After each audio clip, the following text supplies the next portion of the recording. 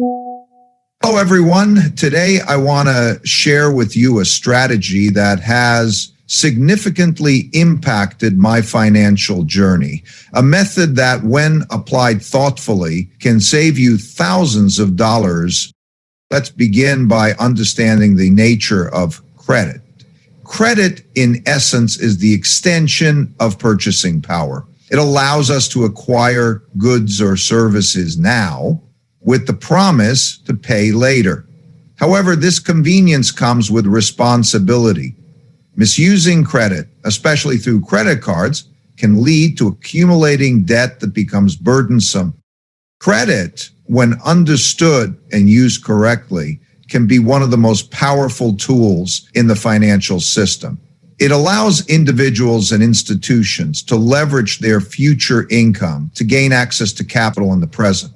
That in itself is not inherently good or bad. It depends on how it is used. Like a sharp knife in the hands of a skilled surgeon or an untrained individual, credit can heal or it can destroy. That's the double-edged nature of it. People often confuse having access to credit with having wealth. The truth is, credit gives you the appearance of wealth without the substance, unless it's backed by productive capacity. It increases your buying power temporarily, but it also increases your obligations. The speculative danger begins when people start to treat borrowed money as though it were earned money. When that illusion of wealth takes root in people's minds, it often leads them to make decisions that are not grounded in reality. This is what happened time and again throughout history, whether it was the roaring 20s, the dot-com bubble, or the housing crisis of 2008. People borrowed excessively because they believed the value of what they were buying or betting on would continue to rise. But credit-fueled growth always comes with a bill. That's the nature of a credit cycle. The expansion feels good, it feels easy, it feeds optimism. But that optimism, if not checked by thoughtful analysis and discipline, leads to unsustainable behavior. In economic terms, credit accelerates both growth and decline. When money is borrowed, it increases spending today while reducing spending in the future. That's fine if what you're buying today yields more than what it costs. But if it doesn't, if you're simply consuming rather than investing, then what you've done is borrowed happiness from the future and replaced it with future burden. That trade-off, though often invisible at first, becomes painfully clear when the debt comes due. There's a speculative nature to the misuse of credit. It's not just about debt. It's about the belief that future conditions will justify current borrowing. People borrow because they believe their incomes will rise, their investments will pay off, or their businesses will grow fast enough to stay ahead of the payments. When those assumptions hold true, leverage works beautifully. But when they don't, when there's a shock, a slowdown, or even just stagnation, what was once a tool of growth turns into a trap. And it doesn't take a massive event to tip the balance. A small deviation from expected outcomes can be enough to cause a cascade. That's the fragility that comes from depending too heavily on borrowed money. The more leverage in the system, the less shock it can absorb. That's true for households, corporations, and nations alike. And history has shown us that when the tide goes out, we see who was swimming naked. Credit amplifies the highs, but it also deepens the lows. The speculative side of credit is further encouraged by the structure of the financial system itself. Easy money policies, low interest rates, and financial innovation often create an environment where borrowing feels safe, even encouraged. That can create a disconnect between price and value, between fundamentals and expectations. In such an environment, people begin to behave less rationally, driven more by momentum than by principles. When you understand that, you realize that managing credit isn't just about limiting debt. It's about asking deeper questions. What are you borrowing for? Is it productive? Are you prepared for the downside? Can you sustain the payments even in adverse conditions? These questions are not just financial, they're philosophical. They reflect a mindset of prudence, balance, and realism, which is often missing during times of euphoria. People don't think in cycles, they think linearly. They assume that what has been will continue, but the economy is cyclical. Credit expands and contracts. Asset prices rise and fall. And those who fail to appreciate this are the ones who get hurt the most. That's why I place such a heavy emphasis on understanding the mechanics of the system. If you can understand how the machine works, you can navigate it more effectively. Credit, used wisely, can fund innovation, create jobs, and unlock potential. Used recklessly, it can destroy lives, businesses, and even entire economies. The key is not to fear credit, but to respect it. Like fire, it must be contained and used deliberately. That means borrowing only when the return justifies the risk. It means maintaining buffers. It means understanding your own vulnerability.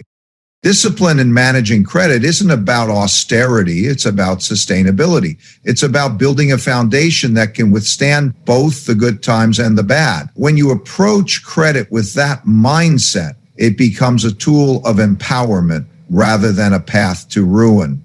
And in the world that increasingly rewards short-term thinking, having that long-term perspective can be your greatest advantage. Arthur N., to quote the great horror story from Tech Lab, understanding the speculative nature of credit isn't just for economists or investors. It's for anyone who wants to build something enduring, whether it's your finances, your business, or your life. The principle is the same. Most people hear the word debt and immediately associate it with something negative. But not all debt is created equal. There's a kind of debt that destroys and a kind that builds. Understanding the difference is essential to making smart financial decisions. What separates the two is productivity. Debt that funds consumption without generating future income or value is destructive. Debt that funds investment in something that produces more than it costs, is productive. And that distinction makes all the difference in the world. In life, everything comes down to a series of choices. When you choose to take on debt, you're essentially choosing to pull future money into the present. If you're going to do that, it better be for something that gives you more in return than what you borrowed, or else you're just mortgaging your future to feel better today. That's how individuals, companies, and entire nations get themselves into trouble. Productive debt is an engine of growth. It's how businesses expand, how individuals invest in education or assets, how governments build infrastructure that pays off in the long run, but only when the returns on those investments exceed the cost of the debt. That equation is critical. If the money borrowed doesn't generate enough income to service the debt and provide a return above that, then it's not productive, it's speculative. And speculation, if not backed by solid fundamentals, becomes a gamble. Speculation assumes the future will validate the present risk.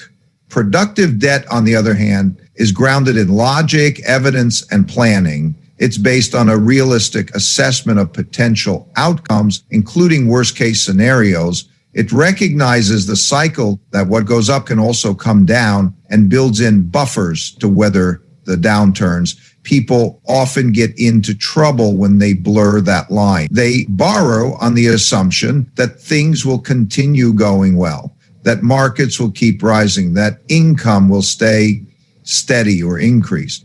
But cycles don't work that way. They ebb and flow. And if your debt strategy only works in good times, it's not a strategy, it's a hope. One of the core principles that has guided me over the years is the idea that everything is a machine. The economy is a machine, credit is a machine, your personal finances are a machine. And machines have cause and effect relationships. When you take on productive debt, you are turning the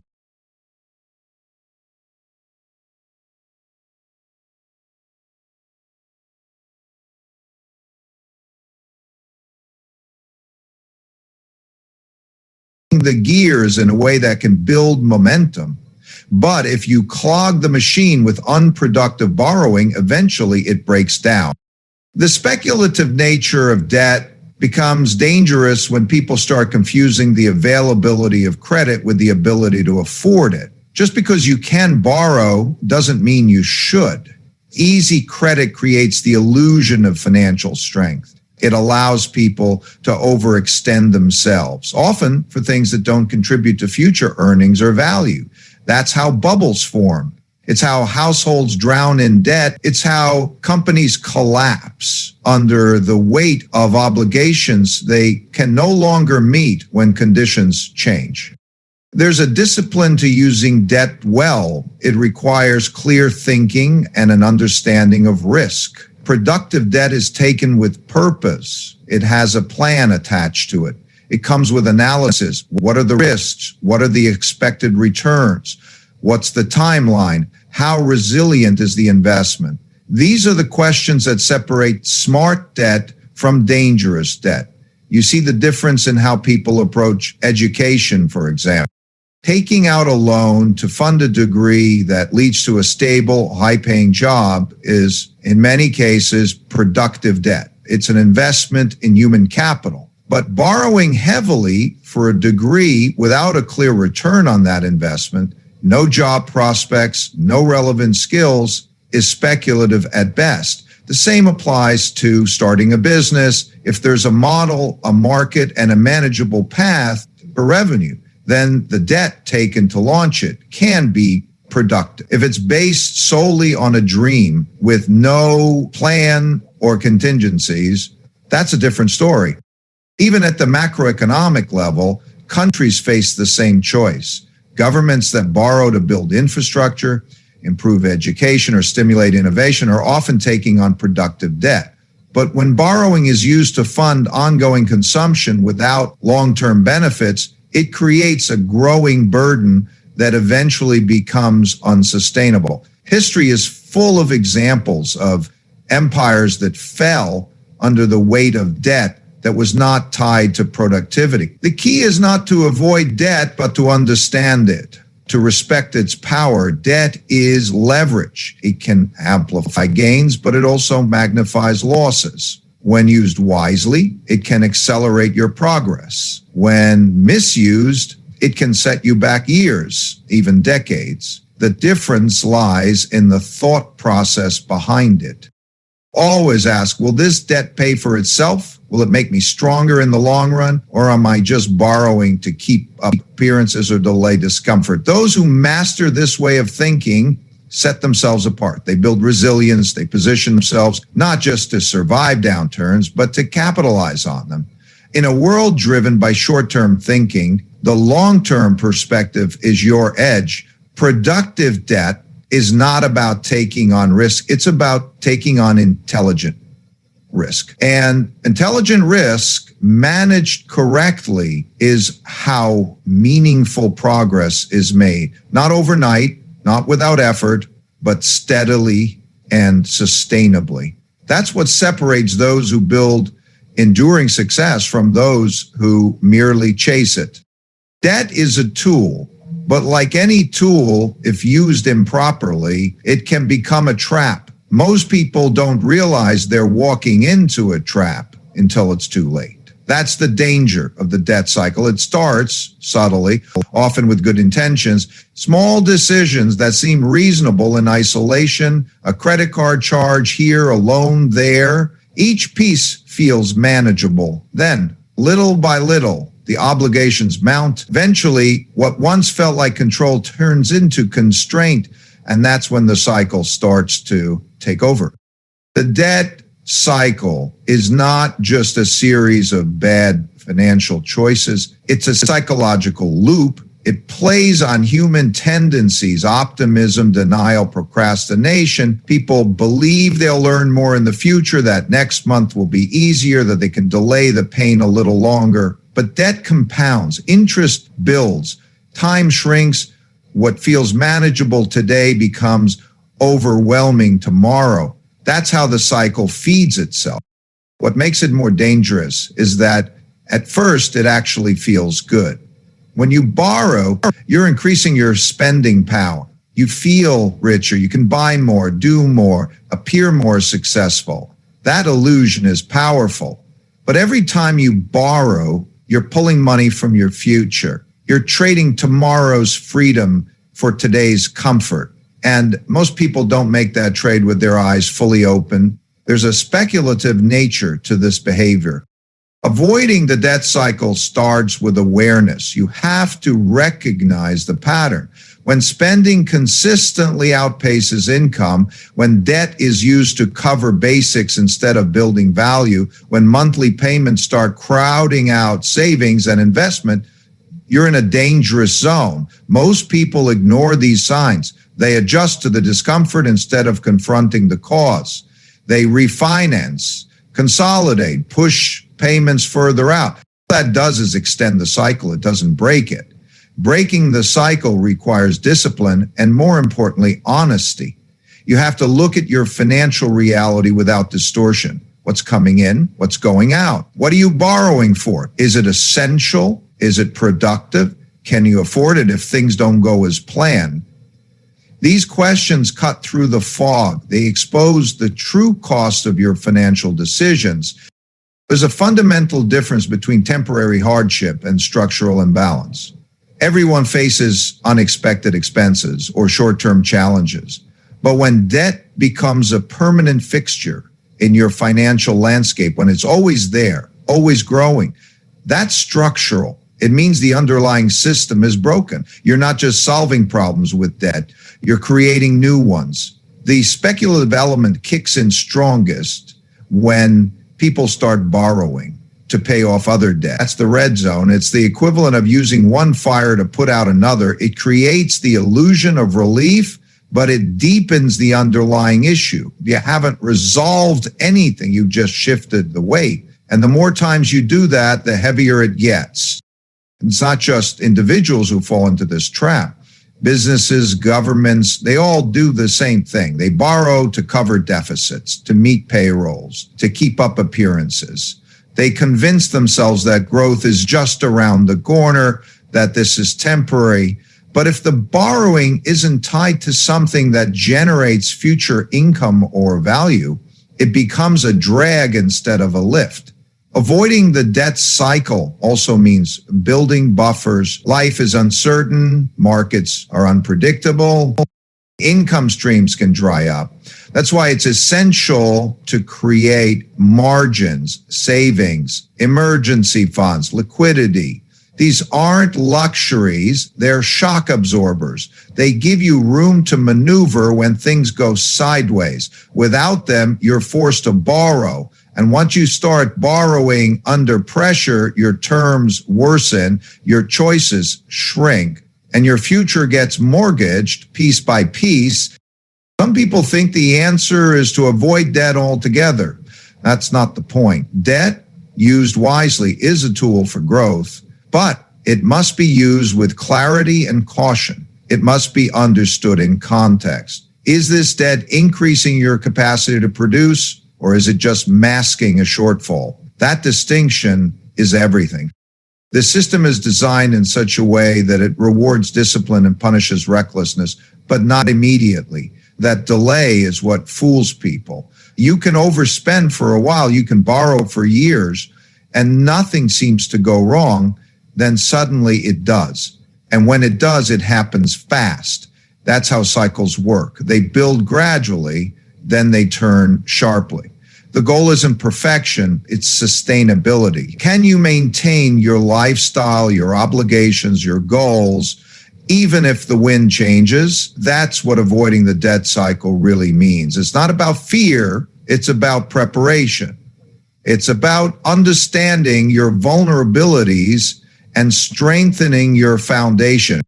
Everyone wants to grow, to progress, live better. But growth that's built on shaky ground doesn't last. Avoiding the debt cycle isn't just about protecting yourself from downside. It's about positioning yourself for a real enduring upside. Because when you're not buried in obligations, when your future isn't already spent, you have the freedom to move, to choose, to invest, to thrive. And in the long run, that's what truly matters. Most people don't realize how corrosive high interest debt is until it's already draining them. It's one of the most powerful forces working against financial progress. And yet, many carry it for years, even decades, without a clear strategy to eliminate it. That's not just a mistake, it's a blind spot. High interest debt is like a leak in the hull of your financial ship. You can bail water all day, but unless you fix the leak, you're going to sink. Interest compounds. It works for you when you're investing wisely, and it works against you when you're borrowing unwisely. The higher the interest, the faster it works against you. That's the math. If you're holding debt that's accumulating at 18 or 25% annually, typical of many credit cards, you're in a losing game unless you act decisively. You can't save your way out of that situation. You have to change the structure.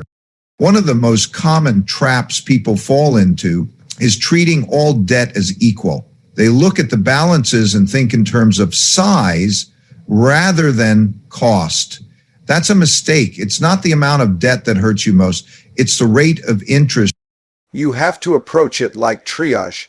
If you're bleeding from multiple wounds, you treat the most serious one first. High interest debt is that wound. The longer you let it bleed, the weaker you become. You can't build wealth while you're leaking it at a high rate. That's why the first step to building financial resilience is to stop the bleeding, attack the high interest accounts, cancel the compounding cost. Restore your momentum. The system isn't built to encourage this kind of clarity. In fact, it often rewards inertia, minimum payments, teaser rates, deferred interest. These are traps. They're designed to keep you comfortable just long enough to keep you in debt longer.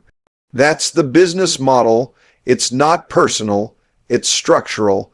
If you want to break out of it, you have to be intentional. Sometimes the argument gets made that you should invest instead of paying down debt.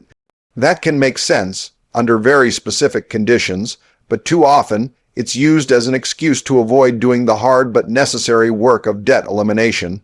Let's say your investments are earning you 7% a year, and your debt is costing you 22%. That's not arbitrage, that's a losing spread. You're paying 3 times more to borrow than you're earning to invest. No portfolio can outrun that gap consistently. Before you think about growing capital, make sure you're not burning it. Eliminating high interest debt first is not just about optimization, it's about liberation. Every dollar you're not spending on interest is a dollar you can redirect toward building something that lasts. It's about reclaiming control, reducing anxiety, creating flexibility. When you're not burdened by expensive debt, you're free to take smarter risks, pursue better opportunities, and handle setbacks with more confidence. That freedom compounds just like interest does. This kind of decision-making, focused, strategic, grounded in reality, is the difference between those who get ahead and those who stay stuck. Most people don't fail because of one big mistake. They fail because of a pattern of small misjudgments, often rooted in a failure to look clearly at cause and effect. They delay, they defer, they dilute their efforts, paying off high. Interest debt first is the opposite. It's concentrated, it's corrective, and it changes the trajectory. What you're really doing when you eliminate this kind of debt is strengthening your base.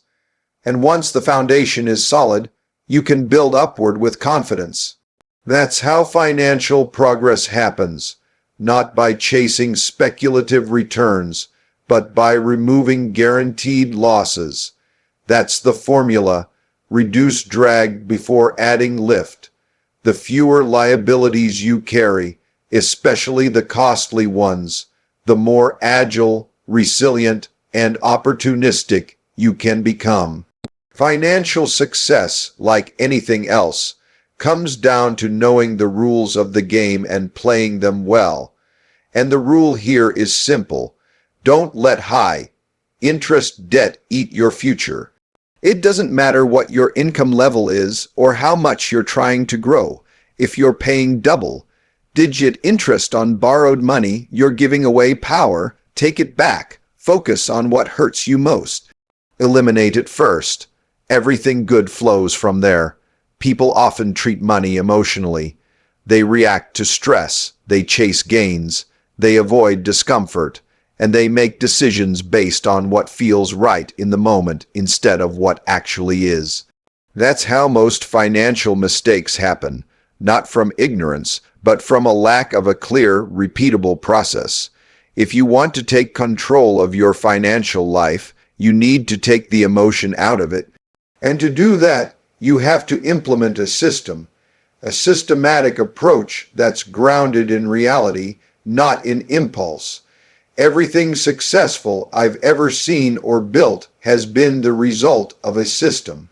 Whether it's a portfolio, a business, or a life plan, it works because it's based on principles and cause-effect logic. Most people don't operate that way with their money. They respond to bills when they come. They save if there's anything left. They invest when the mood strikes or when they hear a tip. That's reactive. That's not a strategy. It's survival. And survival isn't the goal. Thriving is. A systematic approach means stepping back and designing a machine, a personal economic machine, that works even when you're tired, distracted, or under pressure. You build rules into your financial life, and those rules drive consistent, intelligent behavior over time. For example, allocating a fixed percentage of income to savings before spending a dime, automating debt payments in a prioritized order, reviewing your cash flow and net worth at regular intervals, not just when there's a crisis. What you're doing is removing guesswork. You're putting structure in place so that your best decisions happen automatically. And when you do that, you shift from being a victim of financial circumstances to the architect of them. Most people hope their finances will work out. Hope is not a system. A system is a set of processes that produce predictable outcomes. If you want to build wealth, protect it, and grow it, you need those processes in place.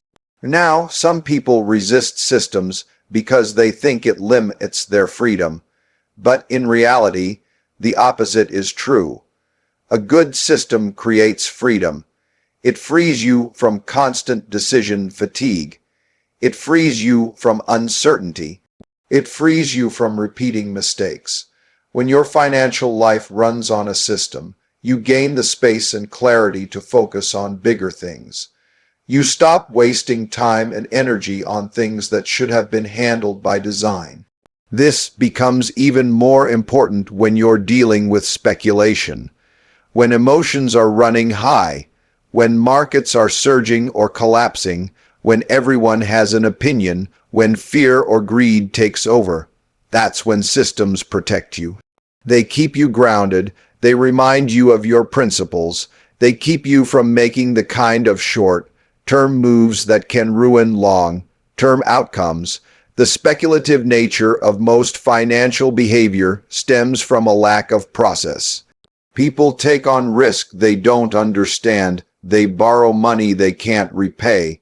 They chase returns they can't sustain. And they do it all based on narratives instead of data. A system forces you to confront the data. It makes you ask, what are the odds? What's the downside? What are the conditions that would invalidate this decision? These are the kinds of questions that eliminate costly errors. It also allows for adaptability. A good system isn't rigid. It evolves.